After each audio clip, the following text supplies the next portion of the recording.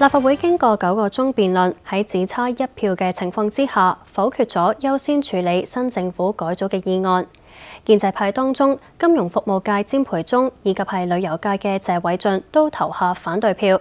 新民黨主席葉劉淑儀就投棄權票。黃家瑜報導。經過9個鐘頭辯論，終於投票。林瑞麟仍然滿有信心。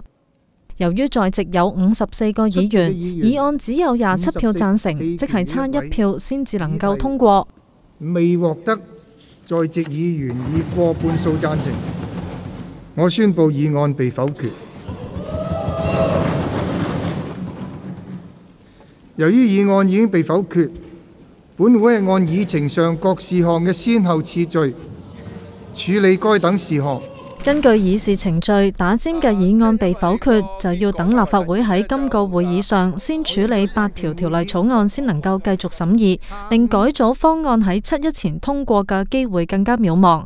建制派當中有份出席嘅工聯會同民建聯都投贊成票，但詹培忠、謝偉俊連同23個泛民議員就投反對票。新民黨嘅葉劉淑儀投棄權票。就唔好話立法會一定要聽政府即係行政會嘅説話，而係令到呢即係所謂三權分立、互相牽制、互相磨合呢係變成附屬。唔係話一定做政府嘅工具，甚至係為奴為婢嘅。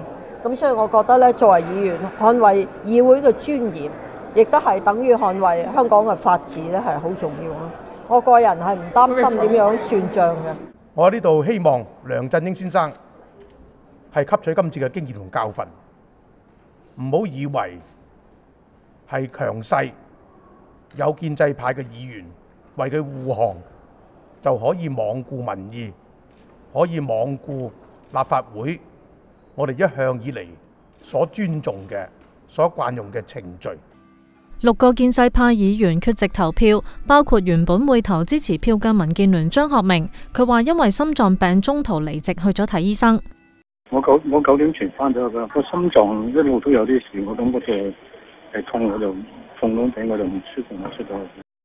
其餘缺席嘅仲有體育、演藝、文化及出版界嘅霍震霆、金融界李國寶、醫學界嘅梁家騮。佢話要就醫生超時工作補水官司計算賠償額，冇時間嚟開會。飲食界嘅張宇人就話一早約咗業界喺觀塘會面，而盛傳會出任副財政司司長嘅陳茂波就避席。Now 寬頻電視記者黃家瑜報道。